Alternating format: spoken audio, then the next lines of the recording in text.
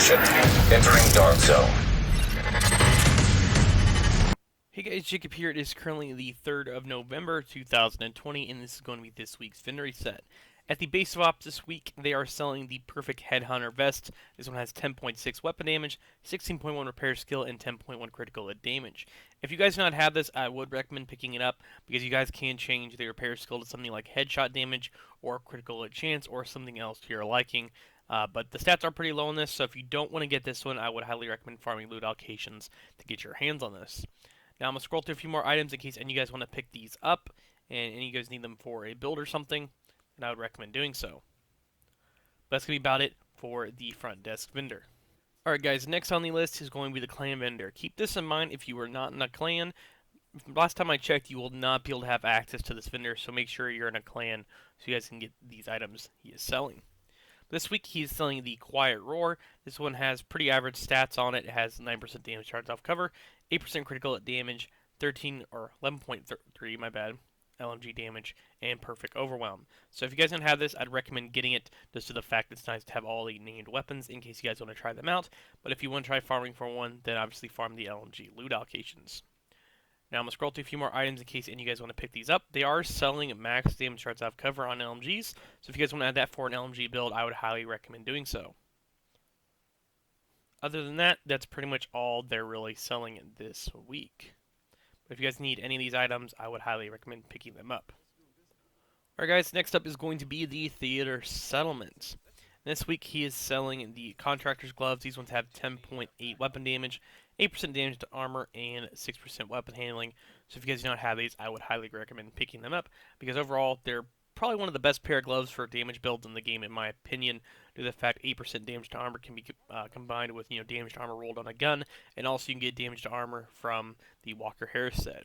Next is going to be the shotgun damage on this ACS. If you guys need max shotgun damage, I'd highly recommend buying this so you could add it to your library. After that, I'm going to scroll through a few more items in case any of you guys want to pick these up. But overall, that's pretty much all they're really selling at the Theater Settlement this week. Alright guys, next location is going to be the Campus Settlement. This week she's selling the Darkness. The stats of this aren't too bad, they're pretty average.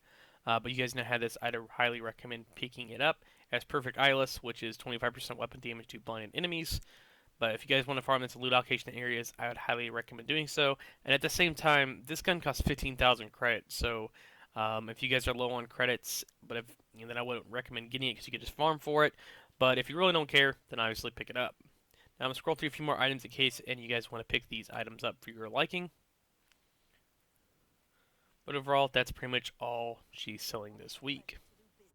Alright guys, next is going to be the Dark Zones. We are DZ West. If you guys are new and not aware, and I say this every time I go here on my resets, that if you guys just started playing the game, you will not be able to buy stuff from this vendor unless you go in the DZ. You'll have to go in the DZ and buy or find stuff essentially and deconstruct it and extract it to get DZ resources, or find them scattered all over the DZ in tiny little boxes. They're about the size of an electronic box, but they're cut in half.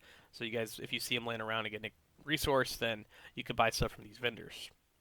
But this is what they look like on the right side. When you pick them up, that's what they will appear as. But this week he's selling the Slurry shotgun. This one's actually not too bad. Or my bad. This one is actually pretty bad. That's what I meant to say. Sorry about that.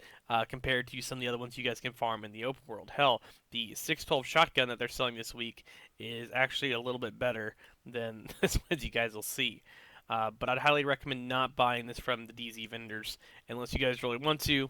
But you can probably find it in the loot allocation areas instead. Now I'll scroll through a few more items in case any of you guys want to pick these up. They are selling 10% explosive resistant on gloves in case you guys need that. But pretty much other than that, that's all he's really selling this week. Alright guys, next up is going to be DZ South. And she is right over here. And this week she's selling the Rail Splitter. This one's got pretty average rolls, nothing too fancy. But if you guys don't have this, then I'd recommend getting it. But at the same time, if you guys just farm for loot allocation ARs, in the DZ or the open world, then you probably have better luck, most likely getting a better one. Keep this in mind. I know some of these are DZ exclusives, so I can't remember exactly which ones are, but I know some of these only drop in the DZ. So if you farm loot allocation areas that's in the open world and you don't get it, then most likely you're going to have to hop into the Dark Zone. But other than that, I'm going to scroll through a few more items in case any of you guys want to pick these up. But so far, that's all they're really selling this week, and they're not really selling any max rolled or max stats or anything, or even max weapons. But that's going to be about it for DZ South. Alright guys, the final Dark Zone on the list is going to be DZ East. And what I mean by final Dark Zone is the fact because they haven't really added any yet. Hopefully they will in the next future year 3 potentially. But this week she is selling the Carnage with max LMG damage. This one has damage cards out of cover and health damage. This one is not that great. So if you guys do not have this, then obviously pick it up if you really need it. You can always max out that damage cards out of cover. But in my opinion, you'd probably want to find one that has a little bit way higher, maybe in the at least the 13% damage to targets out of cover, or hell, maybe maybe even 12, or my bad, not 13, maybe around 11% damage cards out of cover. And once you get that pretty close to max, then you can max out the health damage. But I would not recommend picking this up unless you guys really need it. Now I'm going to scroll through a few more of these items in case any of you guys want to pick these up. But other than that, that's pretty much all she's really selling this week. Next up is going to be New York.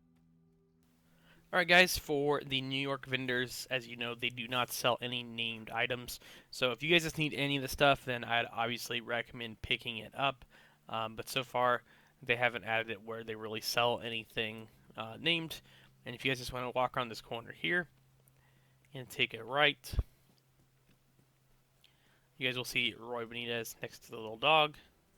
And this is what he's selling this week. Overall, pretty much basic high-end stuff. If you guys need any of it, then I'd recommend picking it up.